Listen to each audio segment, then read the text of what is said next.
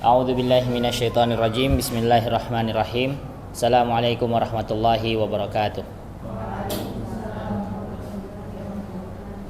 Alhamdulillahirabbil alamin wa bihi nasta'in wa ala umuri wassalatu wassalamu ala Muhammadin asyrafil anbiya'i wal mursalin wa ala alihi wa sahbihi wa man tabi'ahu bi ihsanin ila yaumiddin. Asyhadu an la ilaha illallah wa asyhadu anna Muhammadan abduhu wa rasuluh la nabiyya wa la rasula ba'dah. Rabbi shrah li sadri wa yassir li amri wahlul 'uqdatam min lisani yafqahu qawli. Subhanaka la ilma lana illa ma 'allamtana wa 'allimna ma yanfa'una warzuqna uluman tanfa'una fid dini wad dunya wal akhirah. Amma ba'du. Alhamdulillah, semoga Bapak Ibu semua yang telah berkesempatan hadir di pagi hari ini selalu dalam berada lindungan Allah Subhanahu wa taala, selalu dalam keadaan sehat wal afiat, selalu diberikan taufik, hidayah dan petunjuk dari Allah Subhanahu wa taala dalam setiap langkah kehidupannya, karena sejatinya kalau bukan petunjuk dan hidayah yang menyapa dalam kehidupan kita dari Allah Subhanahu wa taala, mungkin saat ini kita masih dalam keadaan yang tersesat. Entah itu kita sebut dengan lama tersesatnya atau tersesat lama-lama. Tersesat lama-lama. Kalau bukan karena rahmat Allah, mungkin kita masih dalam keadaan yang belum berpakaian syar'i, masih meremehkan sholat, masih memandang enteng tentang perkara riba, masih memandang enteng tentang perkara tanggung jawab, amanah dan lain sebagainya. Oleh karena itu, sebagaimana firman Allah Subhanahu wa taala tentang perkataan orang-orang yang masuk ke surga Allah, mereka disampaikan bahwasanya saat mereka pertama kali masuk ke dalam surga, mereka mengatakan alhamdulillahilladzi, segala puji bagi Allah yang telah hadana lihadza, memberikan kami hidayah tentang Islam, membuat kami mampu mengikuti jalan Islam.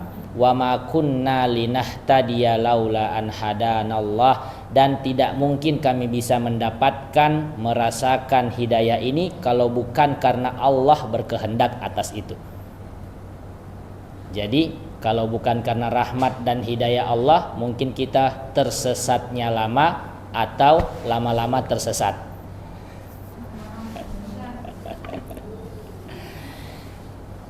Salawat dan juga salam semoga selalu Allah berikan kepada nabinya, dan selalu juga kita tidak henti-henti mengirimkan kepada suri tauladan kita, role model kehidupan kita, Rasulullah Shallallahu Alaihi Wasallam, sebagai salah satu bentuk upaya agar di akhirat nanti Allah Subhanahu Wa Taala melalui Rasulullah Shallallahu Alaihi Wasallam bisa memberikan syafaatnya kepada kita.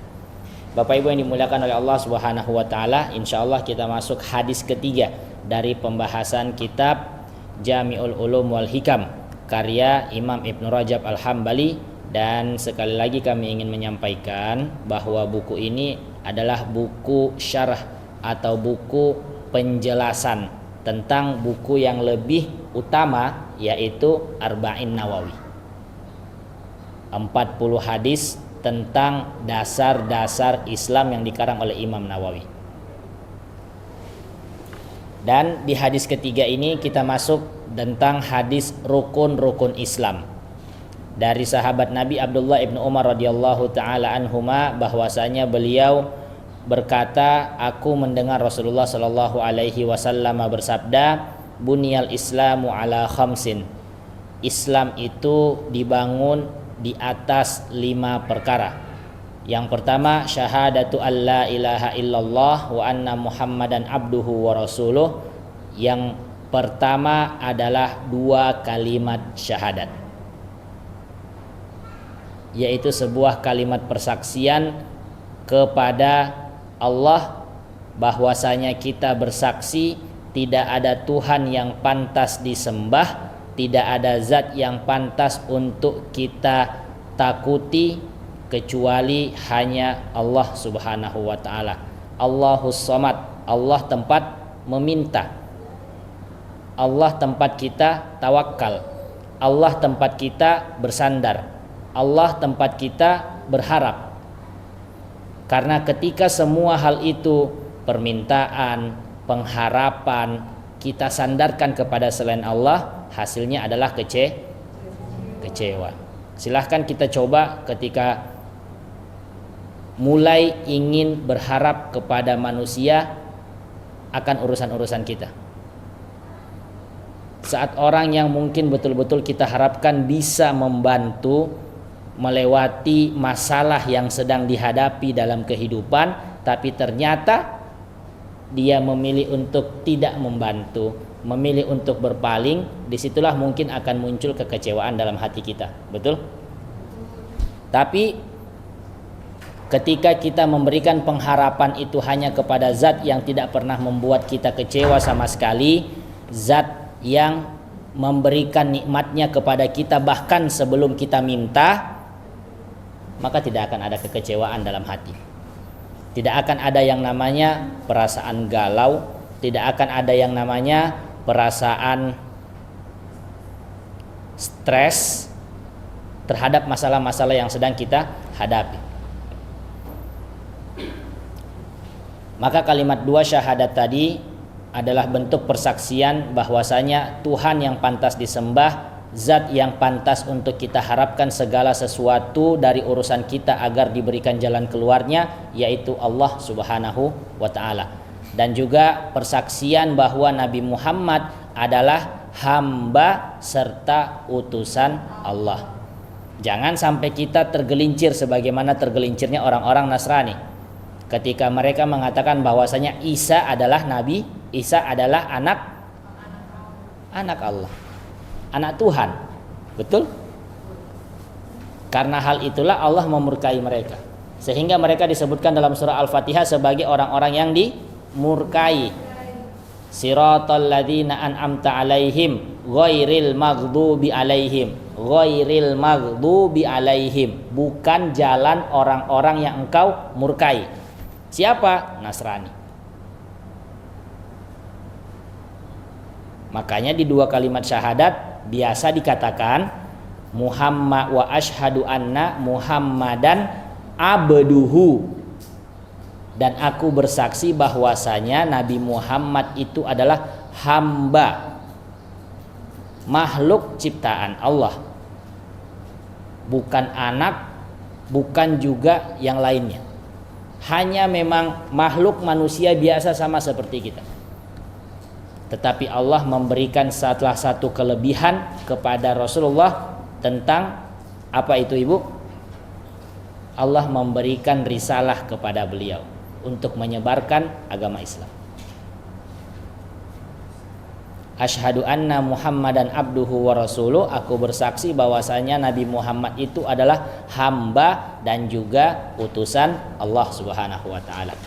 Kemudian pondasi yang kedua, pondasi yang menjadi dasar bangunan Islam, yaitu wa iqamis shalah, mendirikan salat.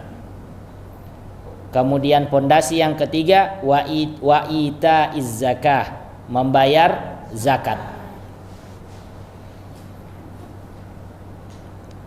Kemudian pondasi yang keempat yaitu wahajjil baiti, melaksanakan ibadah haji. Dalam riwayat yang lain, manistata'a ilaihi sabilan, barang siapa yang mampu. Kemudian pondasi yang kelima wasaumi Ramadan, berpuasa di bulan Ramadan bagi yang tidak memiliki halangan.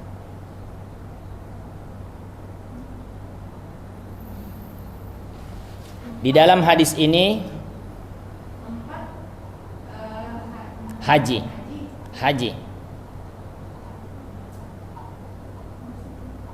4 haji 5 puasa.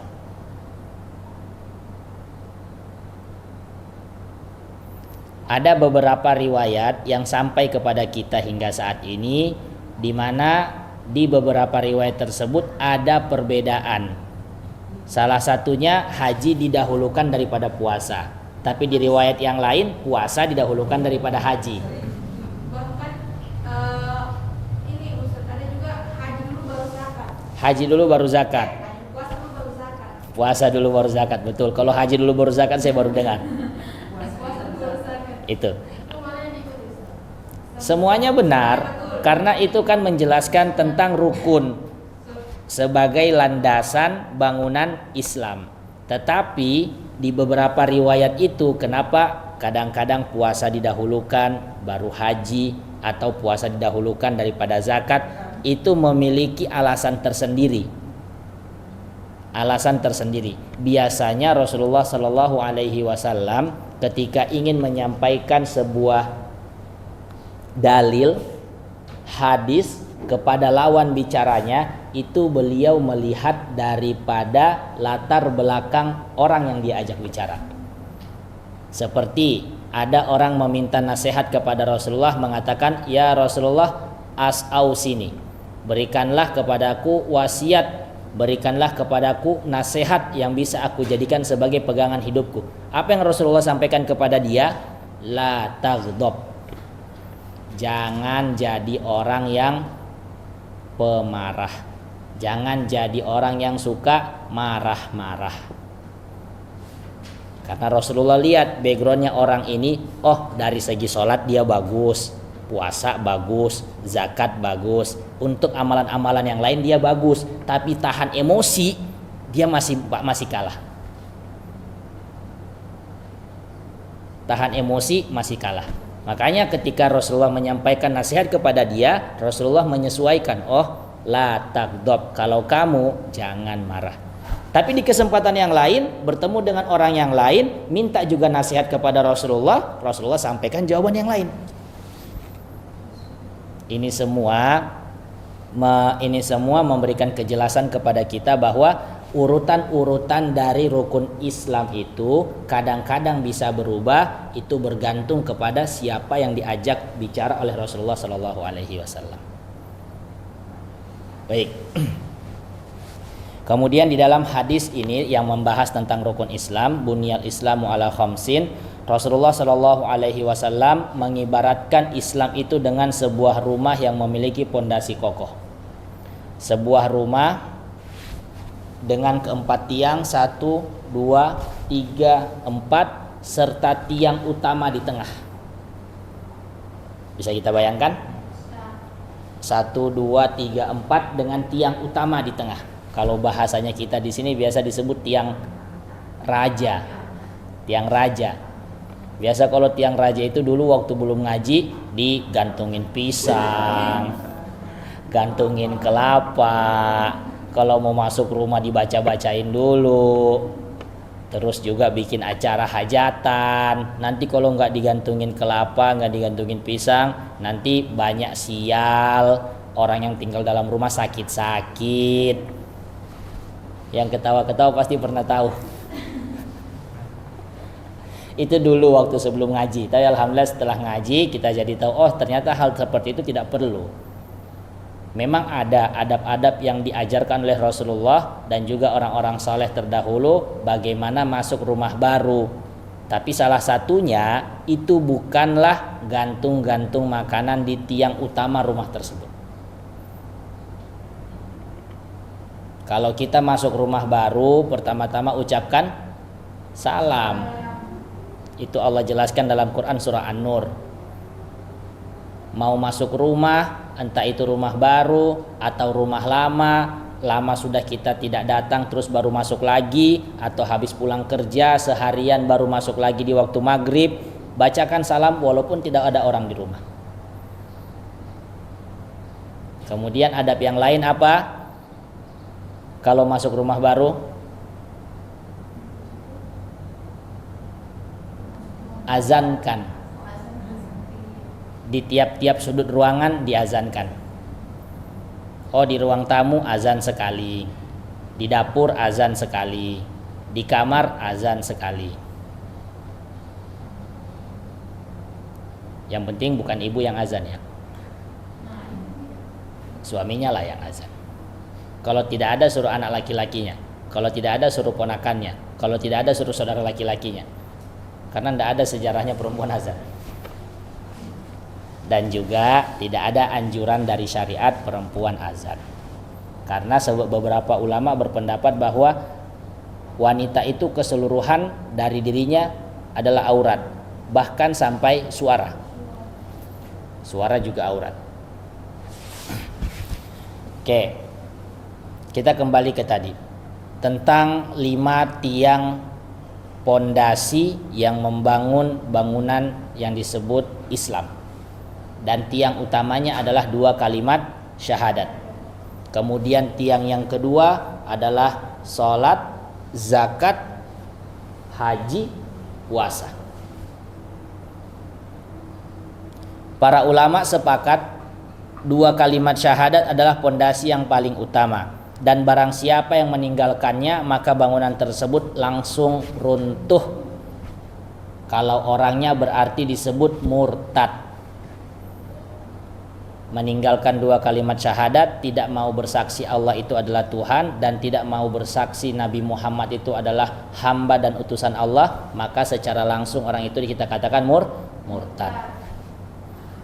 Tapi kita tidak boleh sembarangan menjatuhi atau menvonis orang-orang itu murtad, atau kita vonis kamu sudah keluar dari Islam.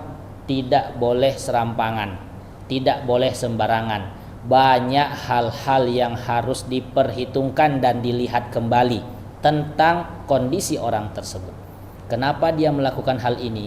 Apa latar belakangnya? Soalnya kalau kita serampangan menyampaikan atau memvonis orang lain itu kamu telah murtad, kamu telah keluar dari Islam, hanya ada 2 opsi, hanya ada 2 kemungkinan yang terjadi. Yang pertama, kalau memang orang tersebut benar-benar telah melakukan dosa besar, ya dia betul dikatakan murtad.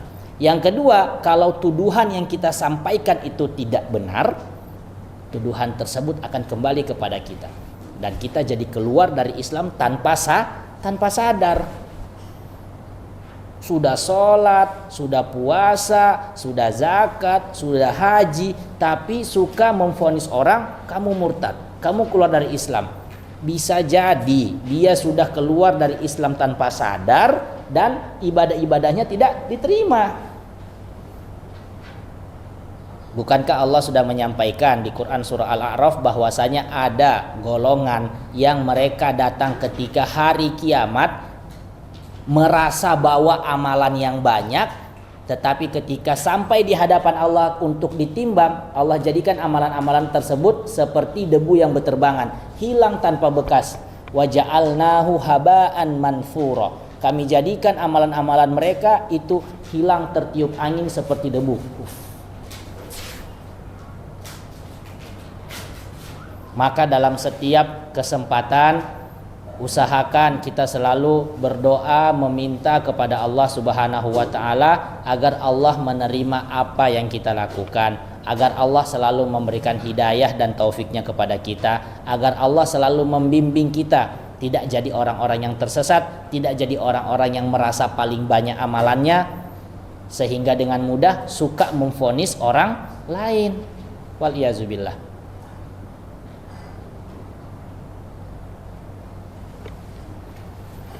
Lalu bagaimana dengan orang yang meninggalkan 4 rukun selain 2 kalimat syahadat? Jadi orang ini sudah bersyahadat, tapi di rukun-rukun yang lain itu ada yang suka dia tinggalkan. Misal sholatnya, atau dia tidak bayar zakat padahal dia mampu, atau dia meremehkan puasa di bulan Ramadan.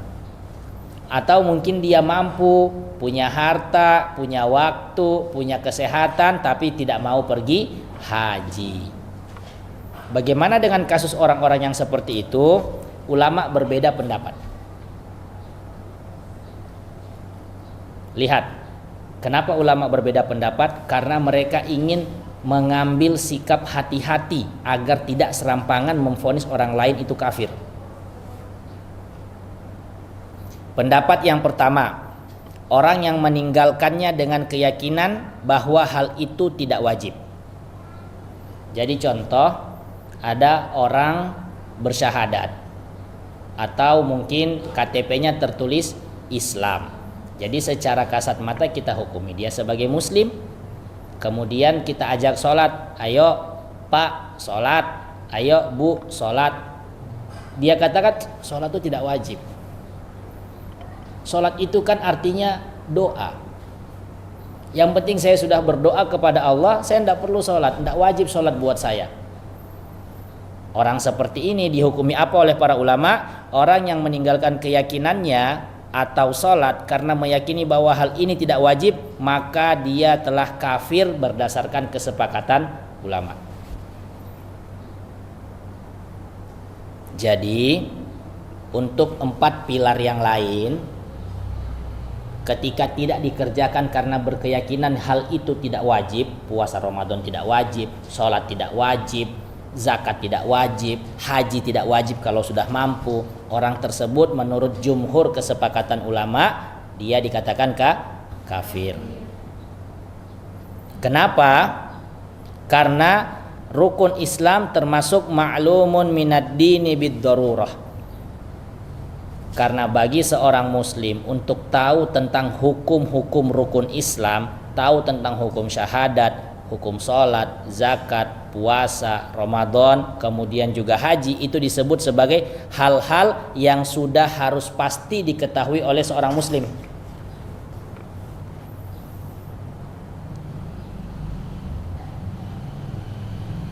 Kedua, ada orang yang meninggalkan rukun-rukun Islam tapi dia tetap meyakini kewajibannya. Orang yang meninggalkan salah satu dari rukun Islam selain syahadat namun dia tetap meyakini akan kewajibannya, maka para ulama berselisih pendapat lagi. Jadi ketika seseorang tidak mengerjakan salah satu dari rukun Islam selain syahadat, itu ulama berbeda pendapat menjadi 2. Apakah orang tersebut tidak melakukan rukun Islam karena dia berkeyakinan itu tidak wajib, atau golongan yang kedua dia berkeyakinan itu wajib tapi memang masih meninggalkan. Kalau untuk yang pertama tadi dia berkeyakinan itu tidak wajib, maka sudah dijatuhi hukum kafir. Tapi bagi kelompok yang kedua, dia masih berkeyakinan rukun Islam itu wajib dikerjakan, tapi ada alasan-alasan lain yang membuat dia tidak mau mengerjakannya. Ada lagi turunan-turunan perbedaan pendapat para ulama di situ. Yang pertama, orang tersebut dikatakan kafir adalah yang meninggalkan sholat saja.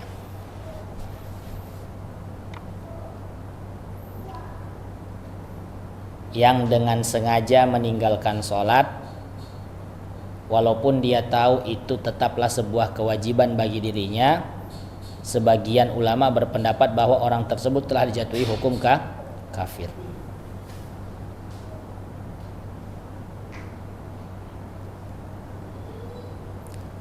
Salat adalah amalan yang pertama kali dihisab ketika kita di hari kiamat.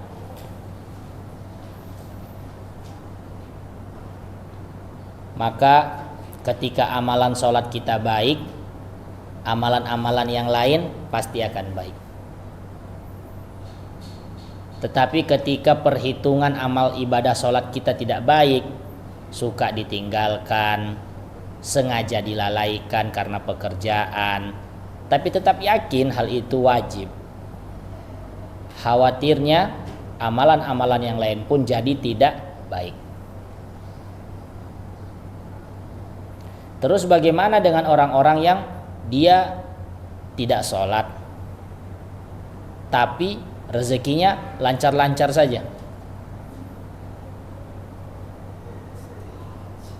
Itulah yang disebut oleh Allah Subhanahu wa taala dengan istidraj. Hati-hati kalau kondisinya seperti itu, malas ibadah tapi rezeki dunia lancar. Kenapa hati-hati?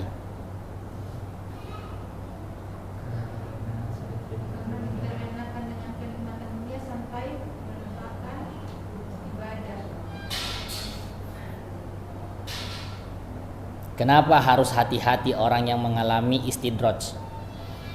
Saya tidak usah sholat, rezeki saya masih lancar kok, toko saya masih banyak yang beli juga isinya, usaha saya di luar masih lain lancar, nggak usah sholat.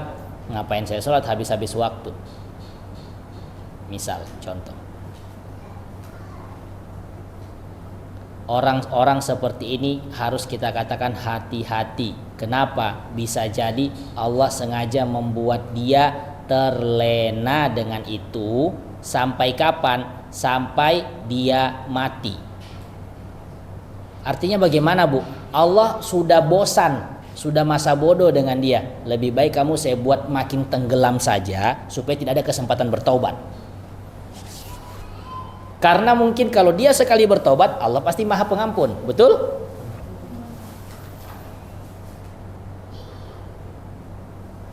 Tapi karena mungkin Allah Subhanahu wa taala sudah tidak mau menerima taubat hamba itu, jadi dibiarkan dia makin terlena, makin tenggelam sampai-sampai mati dalam keadaan tidak bertaubat sama sekali. Hati-hati dengan istidraj. Kemudian pendapat kedua terhadap orang-orang yang meninggalkan salah satu rukun iman, salah satu rukun Islam, tapi dia tetap meyakini akan kewajibannya. Mengatakan yang kafir adalah orang yang meninggalkan salat dan zakat. Adapun jika orang tersebut meninggalkan rukun Islam lainnya, maka ia telah melakukan dosa besar namun tidak kafir. Ini merupakan salah satu riwayat dari Imam Ahmad. Jadi yang pertama, kalau yang meninggalkan salat saja dia dihukumi kafir. Yang kedua, yang meninggalkan sholat dan zakat.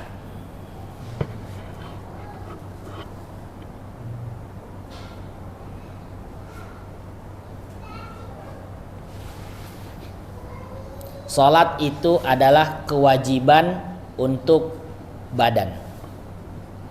Zakat adalah kewajiban untuk harta.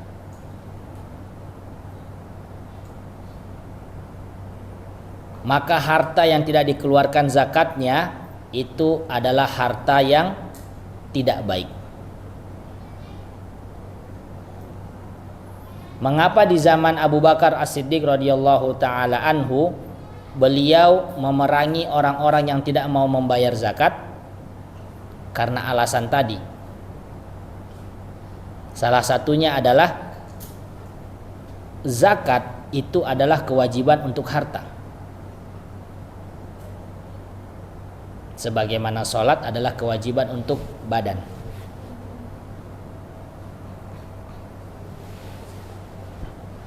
Kemudian muncul pertanyaannya, apakah selama ini bayar zakat saya sudah benar?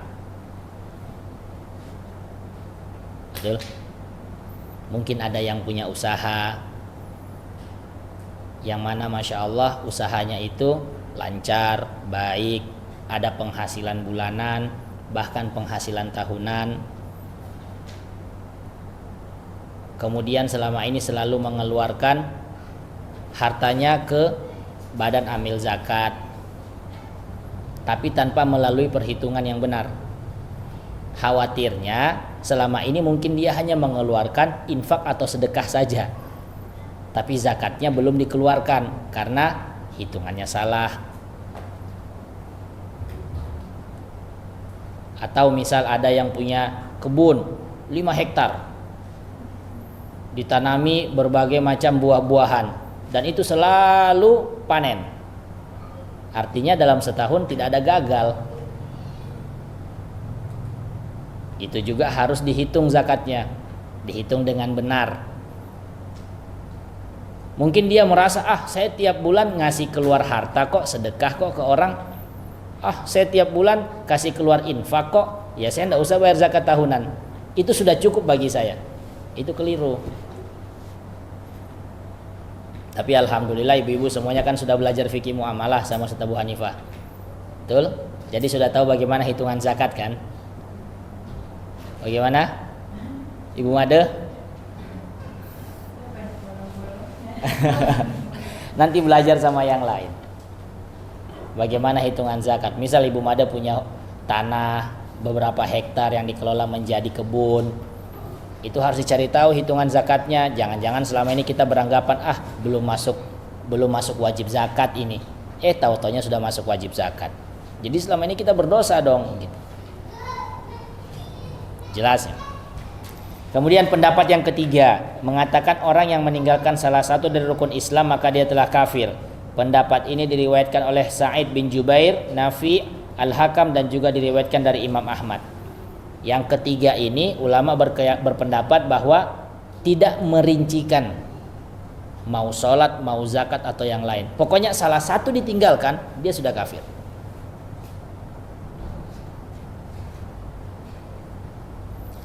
Pendapat keempat mengatakan orang yang meninggalkan salah satu dari rukun Islam yang 5 selain 2 syahadat namun dia masih meyakini kewajibannya, maka dia tidak kafir. Ini adalah pendapat yang mu'tamad dalam mazhab Syafi'i. Yang keempat, dikatakan bahwa orang-orang yang meninggalkan rukun Islam salah satunya tetapi tetap beryakin atau berkeyakinan bahwasanya hal itu tetap wajib bagi dirinya, dikatakan tidak kafir. Mereka hanya jatuh kepada dosa besar.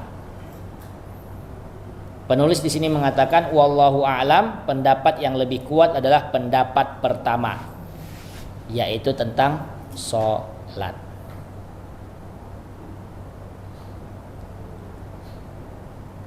Jadi bagi orang-orang yang meyakini rukun Islam itu wajib, tapi dia sengaja meninggalkan sholat, padahal dia tahu sholat itu wajib, maka ini telah dijatuhi hukum kafir. Kemarin saya berbincang-bincang dengan salah seorang sahabat tentang kisah di Saudi. Ketika ada seorang ibu bertanya kepada salah seorang syekh besar Saudi pada zaman itu. Kemudian ibu tersebut bertanya begini, "Ya syekh, bagaimana hukumnya doa-doa anak-anak saya dan juga doa saya kepada suami kami yang telah meninggal, kepada ayah mereka yang telah meninggal, tetapi almarhum ini tidak pernah melaksanakan sholat."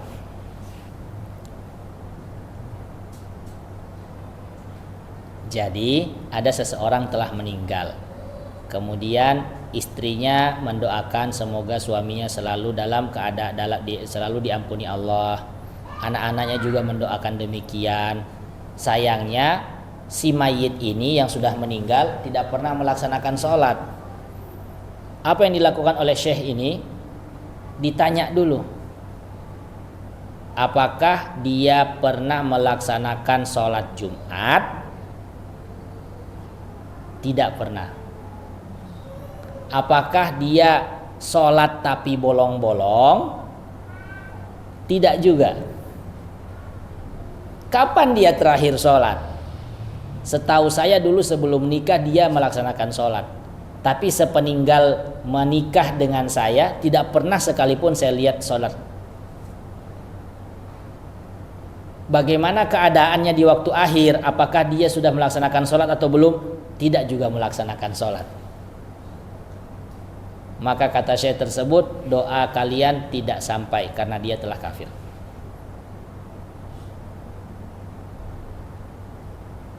Lihat bagaimana beratnya dosa yang harus ditanggung seseorang ketika dia sengaja meninggalkan sholat.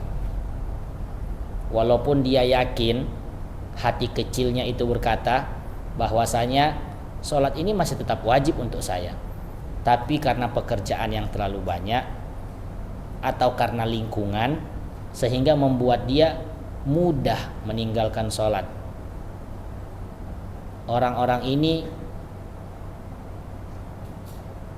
harus berhati-hati dengan dirinya. Jika tidak cepat-cepat bertaubat, maka dia akan dijatuhi hukuman kafir.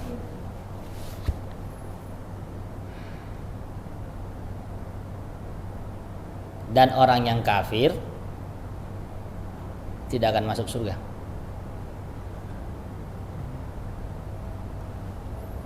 Orang yang kafir tidak akan masuk surga. Kalau pelaku dosa besar, masih ada kesempatan masuk surga. Karena Allah hanya mencuci dia saja di neraka, kemudian ujungnya dikembalikan kepada surga.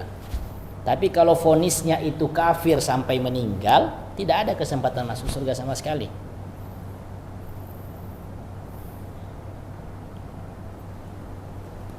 Maka kita semua berkewajiban untuk selalu mengingatkan keluarga terdekat, orang-orang yang kita sayangi, tentang wajibnya sholat. Kalau memang kita sayang sama mereka, cinta sama mereka, berarti kita pengen sama-sama bukan cuma di dunia, tapi sampai di surga juga sama-sama. Jadi ingatkan mereka tentang sholat. Bapak Ibu yang dimuliakan oleh Allah Subhanahu wa taala,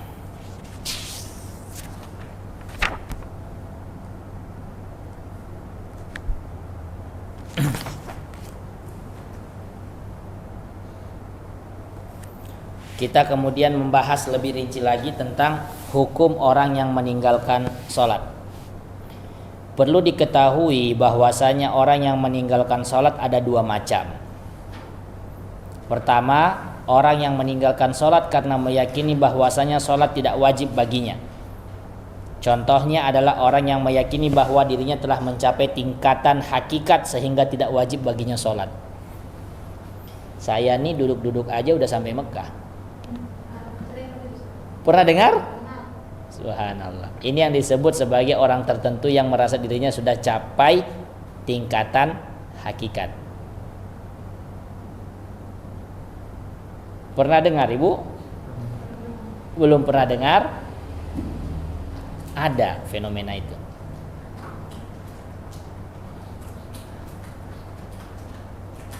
Saya ini duduk-duduk aja sudah sholat. Di mana? Di Mekah lagi saya sholatnya.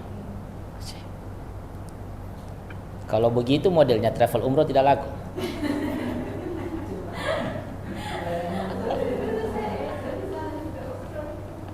Tidak usah umroh, tidak usah haji. Astagfirullah. Nah, untuk orang-orang yang seperti ini merasa dirinya telah mencapai tingkatan tertentu dalam ajaran Islam sehingga beberapa syariat itu tidak lagi wajib baginya. Contohnya dia bilang dia tidak wajib lagi salat. Para ulama sepakat orang itu dikatakan kafir karena ia telah mengingkari kewajibannya yakni salat. Sebagaimana telah dijelaskan sebelumnya. Seakan-akan orang yang tersebut telah menganggap bahwa dirinya boleh keluar dari syariat Rasulullah sallallahu alaihi wasallam.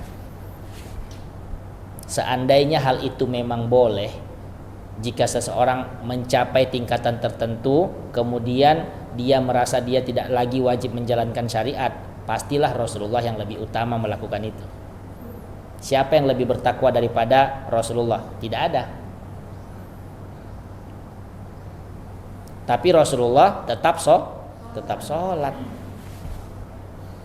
Bahkan sampai ketika mendekati akhir hayatnya pun, saat beliau sudah mulai sakit-sakitan, sholat malamnya tetap beliau lakukan walaupun sambil duduk.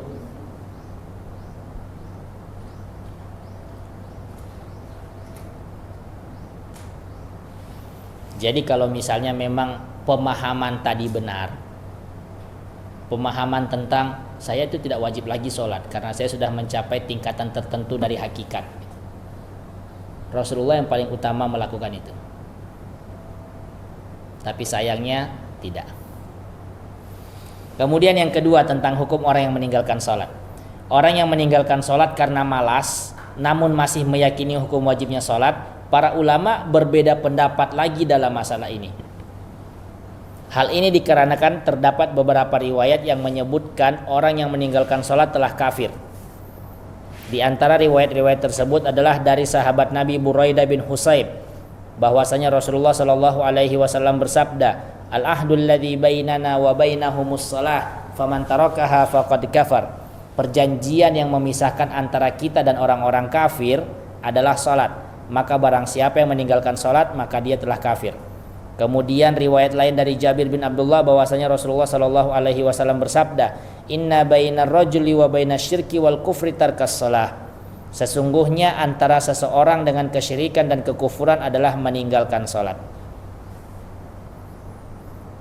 Dari hadis-hadis ini ulama memiliki perbedaan sudut pandang tentang menafsirkan kata-kata kafir.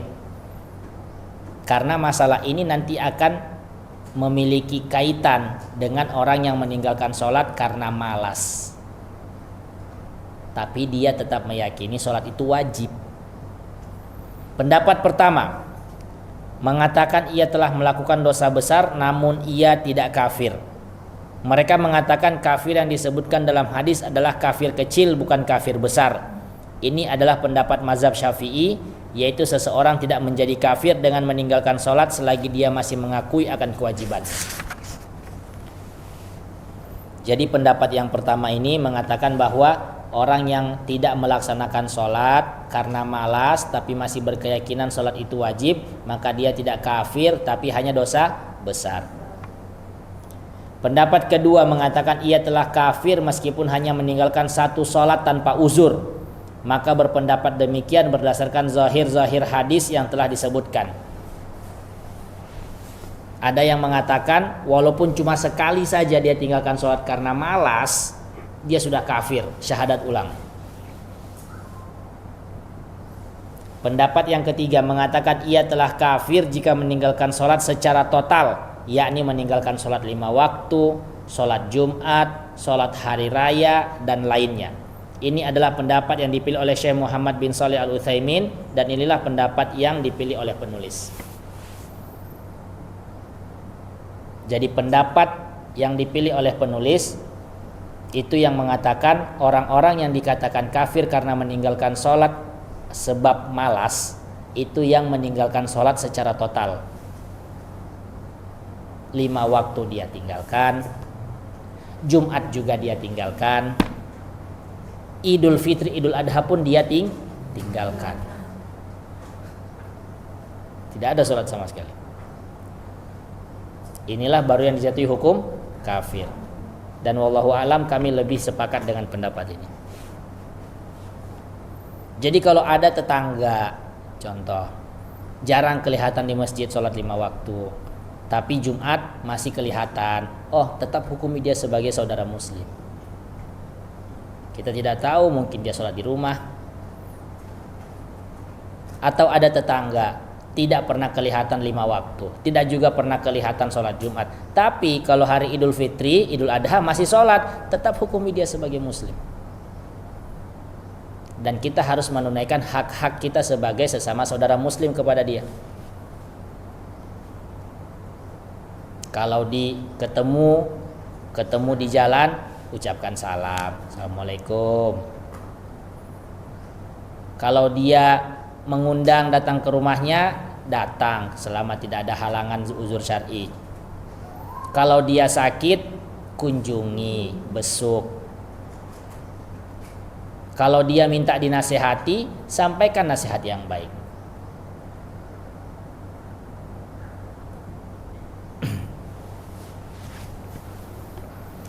Inilah perbedaan pendapat yang terjadi di antara kalangan ulama. Namun perlu diingat, permasalahan meninggalkan sholat adalah masalah yang sangat berbahaya karena ia adalah salah satu dari tiang agama Islam. Begitu juga dengan permasalahan rukun Islam lainnya. Barang siapa yang meninggalkan salah satu rukun Islam selain 2 kalimat syahadat, maka ia telah membuat bangunan agamanya di ujung tanduk. Karena rumah yang hilang salah satu tiangnya, maka ia adalah bangunan yang sangat rapuh dan mudah roboh.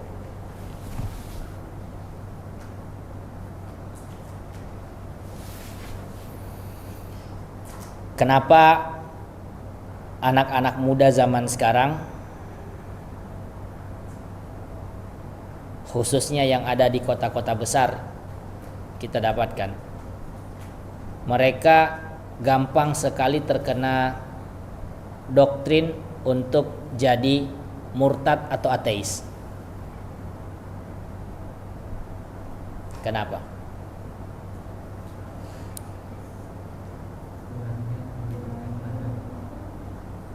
Karena tanggung jawab orang tua untuk mendekatkan mereka dengan nilai-nilai agama itu tidak ada. Jarang disuruh sholat, atau mungkin tidak pernah. Hanya orang tua berkeyakinan Yang penting saya penuhi kebutuhan dunianya, itu sudah selesai. Sekolah tinggi-tinggi, pulang-pulang jadi ateis. Tahu ateis, Bu, ya? Ateis tahu. Ateis tidak berkeyakinan adanya Tuhan. Saya itu ada karyawan baru di kafe, waitress, dia cowok. Dia biar kamu tidak tahu. Biar apa? Kamu Komat. Komat. Dia muslim. Muslim. Jadi kalau sudah awalnya saya kira orang bermain, udara atau kalau saya memang dia tidak pernah mau sholat sendiri, boleh dia harus punya temannya dan berjamaah. Jadi ada satu ketika mau sholat itu kalau tidak salah itu, dan sudah sholat saya di kamar, sudah orang berjamaah, sudah disuruh dia tidak mau, jadi temannya udara. Ternyata saya masuk di dapur dan orang temannya tidak bisa, dia memang tidak tahu. Jadi itu maksudnya kan kita sudah dewasa. Apakah masih tetap kewajiban orang tua yang ini dia, atau dia harusnya sudah cari belajar sendiri begitu? Dia sudah wajib belajar sendiri. Kalau orang tuanya masih hidup, orang tuanya tetap harus mengingatkan, mengajarkan. Tetapi anak tersebut saat dia sudah memasuki usia dewasa, dia juga harus mencari, mempelajari tentang syariat-syariat agamanya. Itulah yang disebut dengan kita tadi, ma'lum minad din bid darurah, hal-hal darurat yang harus diketahui oleh seorang muslim. Oke, kita tidak usah cari tahu yang lain, tapi tentang 5 rukun Islam itu harus kita cari tahu bagaimana hukumnya, supaya tidak kejadian yang seperti itu. Komat saja tidak bisa. Tapi alhamdulillah beliau masih mau sholat. Alhamdulillah. Alhamdulillah.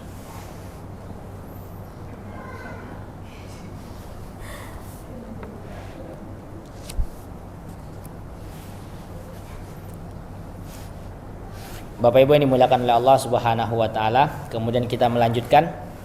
Di antara perkara-perkara agung yang bukan rukun Islam adalah jihad di jalan Allah Subhanahu wa taala. Jihad di jalan Allah Jalla wa Ala adalah perkara yang sangat agung, bahkan Rasulullah sallallahu alaihi wasallam bersabda, "Ra'sul amril Islamu wa amudahus shalah wa dzirwatu sanamihil jihad." Inti dari perkara adalah Islam dan tiangnya adalah salat dan puncaknya adalah jihad. Rasulullah sallallahu alaihi wasallam menamai jihad di jalan Allah Subhanahu wa taala sebagai inti Islam. Akan tetapi jihad tidak termasuk dalam rukun Islam. Artinya bahwa ada juga amalan-amalan yang lain di luar daripada rukun Islam, syahadat, sholat, puasa, naik haji bagi yang mampu, dan juga zakat, yang memiliki keutamaan yang sangat-sangat besar. Contohnya adalah jihad, berperang di jalan Allah Subhanahu wa taala. Di masa-masa sekarang ini kita semakin bisa melihat dengan jelas tentang siapa teroris yang sebenarnya dan siapa yang bukan. Bagaimana dengan kasus Palestina yang sudah melakukan perlawanan terhadap Israel bukan dari 7 Oktober, tetapi sudah dari sejak 70 tahun yang lalu. Kemudian dengan tindakan-tindakan genosida, pembasmian etnis, penghapusan etnis, seakan-akan semua orang Arab yang tinggal di Palestina itu mau dihapuskan oleh orang-orang Yahudi Zionis Israel. Yang diincar lagi sudah bukan laki-laki, anak-anak, bayi, ibu, perempuan, itu yang diincar oleh mereka. Dan pemimpin-pemimpin dunia yang sebagiannya itu seakan-akan menutup mata, tidak mau ambil pusing, tidak mau menegur. Kemudian orang-orang Palestina yang ingin mempertahankan haknya disebut teroris. Padahal inilah yang dinamakan dengan jihad. Maka seorang muslim itu tidak boleh alergi dengan kata jihad. Karena ketika dia ingin menjauhkan dirinya dari perkara jihad, harusnya dia menghapus semua kata-kata jihad yang ada dalam Al-Quran. Jangan kita ketika ngomong jihad sedikit langsung takut nanti disebut teroris. Bahas-bahas tentang perkara bagaimana berjuang di jalan Allah, nanti takut disebut sebagai teroris. Doktrin-doktrin musuh-musuh Islam untuk membrainwash, mencuci otak-otak kaum muslimin supaya menghindari yang namanya perkara jihad itu mulai nampak. Maka jangan kita jadi orang yang seperti itu. Jihad harusnya hal yang wajar saja untuk dibicarakan, karena Al-Quran mengatakan itu. Maka ketika ada orang alergi dengan kalimat jihad, suruh dia untuk menghapus kalimat jihad yang ada dalam Al-Quran. Dan sudah pasti tidak mungkin bisa.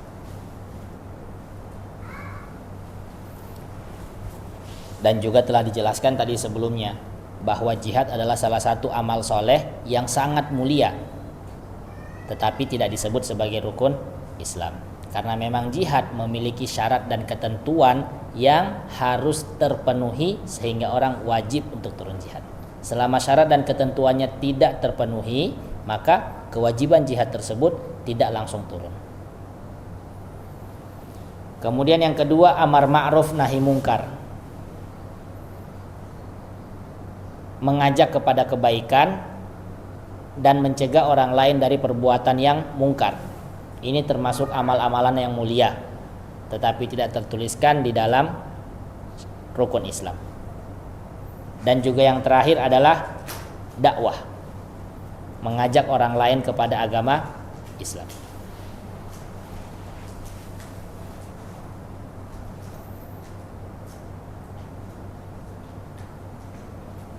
Mengapa tiga perkara di atas tidak termasuk dalam rukun Islam? Jihad, amar ma'ruf nahi mungkar, dan juga dakwah. Penulis mengatakan hal ini karena tiga hal tersebut tidak selalu ada sepanjang masa, berbeda dengan rukun Islam yang selalu ada. Maka Bapak Ibu yang dimuliakan oleh Allah Subhanahu wa taala, kita semua memiliki tanggung jawab terhadap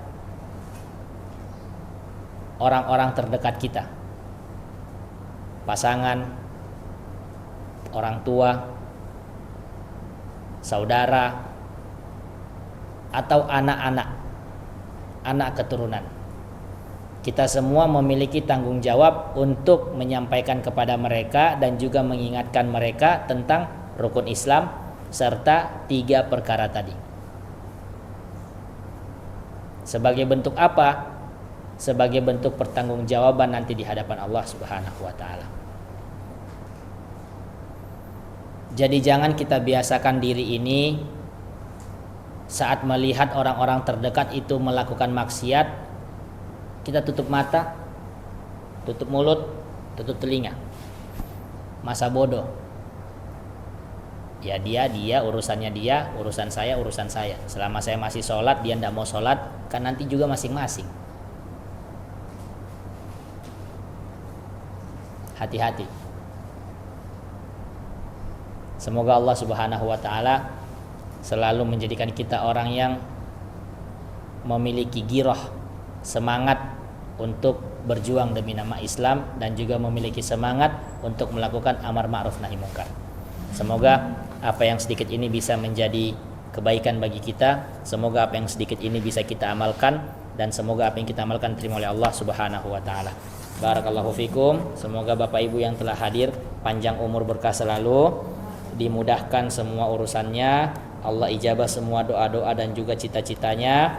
Yang belum menikah diberikan pasangan yang solehah, kemudian yang sudah menikah semoga Allah memperbaiki pasangan-pasangannya menjadi pasangan yang soleh-solehah, kemudian diberikan anak keturunan yang soleh-solehah, dan juga semoga kita semua diistiqomahkan sampai wafat dalam keadaan husnul khatimah. Barakallahu fikum. Assalamualaikum warahmatullahi wabarakatuh.